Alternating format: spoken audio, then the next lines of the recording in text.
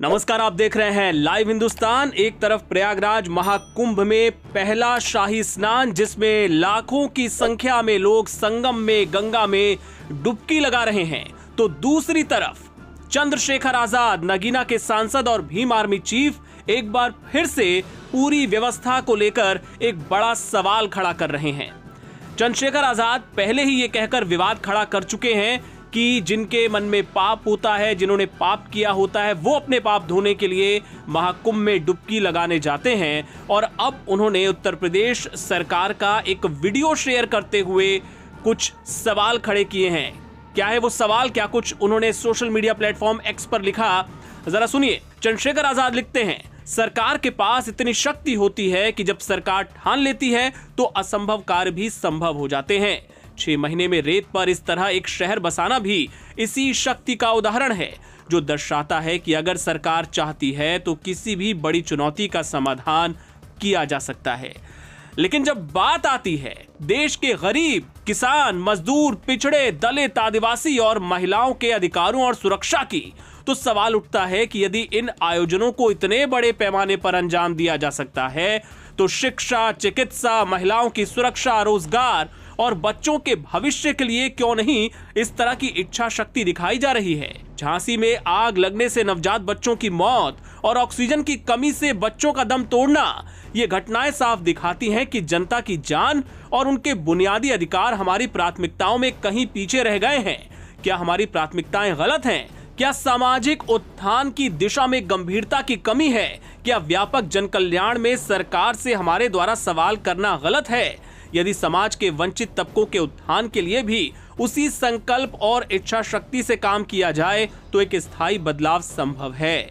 जय भीम, जय भारत, जय संविधान। इसके साथ ही उन्होंने उत्तर प्रदेश सरकार का एक वीडियो भी शेयर किया है।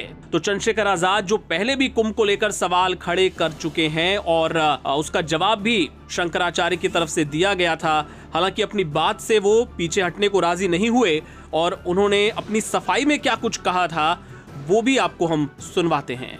आपका एक बयान बहुत वायरल हो रहा है जिसको लेकर घमासान मचा हुआ है कि आप कह रहे हैं कि महाकुंभ के अंदर जाने वाले लोग पाप करने वाले होते हैं, क्या कहें? नहीं, मैंने कहा कि जिन्होंने पाप किए हैं, मैं यहाँ जहाँ रहता हूँ उससे 50-60 किलोमीटर पर हरिद्वार है और हम बचपन से ये सुनते आए हिंदू धर्म के धार्मिक गुरुओं से कि गंगा जी में जाके अपने पाप धो और पापों से मुक्ति ले लो। ना मैंने पाप किए, मैं तो अपने हक वंचित समाज को उनके पैरों पर खड़ा करने के लिए, उनके साथ जो जुल्म हो रहा है उसको रोकने के लिए काम कर रहा हूँ। तो मुझे पाप धोने की जरूरत नहीं है। और रही बात, हमारी पार्टी का स्टैंड स्पष्ट है, जिन संतों, गुरुओं, महान पुरुषों के रास्ते पे, विचारधारा पे हम लोग चलते हैं। हम पाप और पुण्य में बहुत भरोसा भी नहीं करते, हम तो कर्म में भरोसा करते हैं। तो जिसको परेशानी हो वो, जिस पार्टी का एजेंडा नहाने धोने का है, जिस पार्टी का एजेंडा जो है धार्मिक एंगल का, उनको परेशानी होती है तो मुझे इससे कोई फर्क नहीं पड़ता। मैं तो सतगुरु रविदास जी महाराज को मानने वाला व्यक्ति हूँ। मन चंगा तो कटौती में गंगा, मैं क्यों जाऊँ मथुरा काशी, मैं बेगमपुरा का वासी। मेरा मन साफ सुथरा है तो मुझे कहीं जाने की जरूरत नहीं है। मेरा मन इस देश के प्रति, इस देश के लोगों के प्रति, गरीबों के प्रति, किसानों के, कमजोरों के, हर व्यक्ति के सम्मान के लिए और उनकी परेशानियों को हल करने के लिए। बाकी जिसको जो सोचना है, कहना है, वो कहता रहे, मुझे इससे कोई फर्क नहीं पड़ता। मैं अपनी बात पर तटस्थ हूँ। वहाँ इतने मंत्री, साधु संत और मुख्यमंत्री, खुद प्रधानमंत्री को न्योता मिल गया, तो वो सब जा रहे हैं, तो क्या वो सब पापी हैं?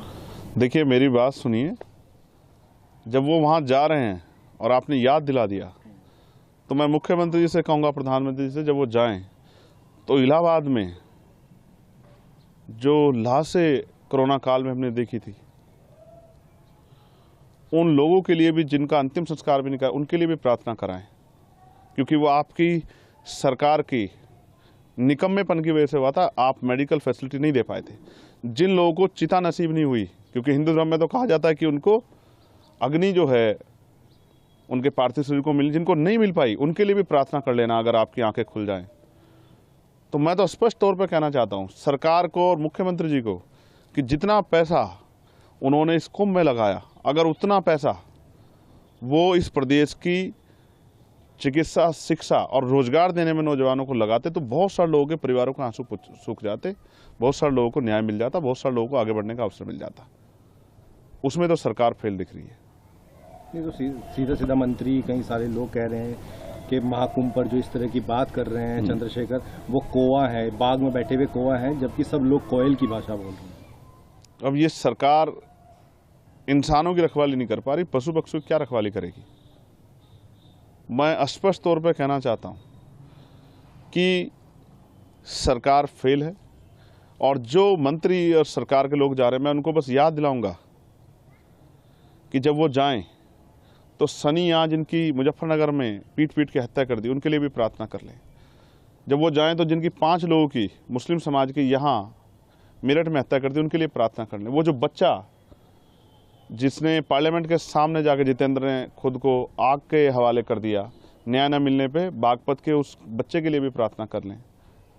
जब वो जाएं, अमन जिसकी पुलिस ने पीट पीट के हत्या कर दी लखनऊ में, उसके लिए भी प्रार्थना कर लें। रामचंद्र मौर्य जिसकी पीट पीट के अभी लखीमपुर खीरी में हत्या कर दी है, उसके लिए भी प्रार्थना कर लें। 69 शिक्षक भर्ती के बच्चों को उनका हक मिल जाए, उनकी फाइल खुल जाए, उसके लिए भी एक बार वो सोच लें। जो महिलाओं पर अन्याय अत्याचार हो रहा है, उसके बारे में भी सोच लें। किसानों के जो बुरे हाल है, किसान, हमारे नेता दल्लेवाल जी बैठे हैं जीवन मरण के बीच में अपनी समस्याओं को लेकर किसानों को, उनके लिए भी सोच लें। इस पे तो ये निकम्मी सरकार कुछ सोच नहीं रही है। तो इनका एजेंडा जो है नहाने धोने का और धार्मिक एजेंडा, इन पे मैं कुछ कहना नहीं चाहता। इनको जो कहना है कहें, लेकिन जनता इनको आने वाले समय में सबक सिखाएगी। किसी को पाप धोने हैं, किसी ने पाप किया वो चला जाए। कोई बताता है जो पाप करता है, आपने कोई भी पाप किया तो आप बता दो किसी को कि आपने पाप किए।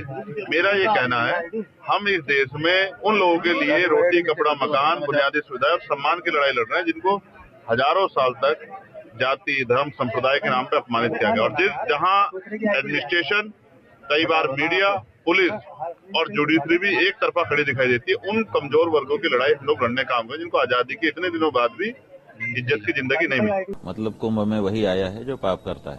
हाँ।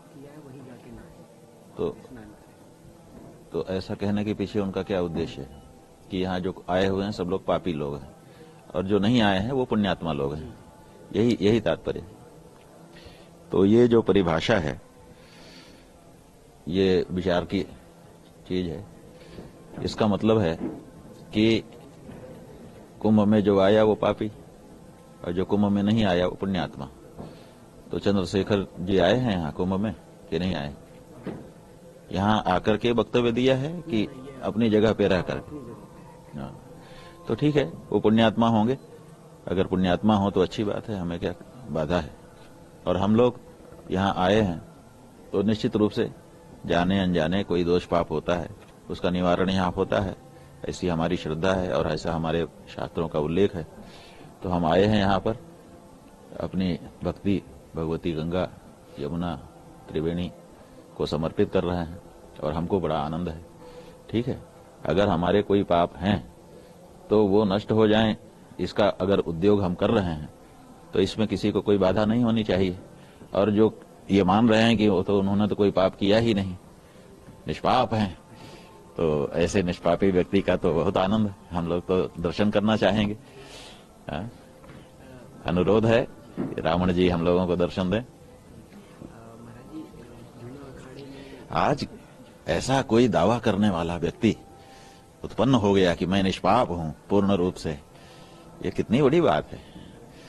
उनके बारे में तो शोध की जानी चाहिए, उनके बारे में तो विशेष चर्चा की जानी चाहिए। नहीं, पूर्ण निष्पाप।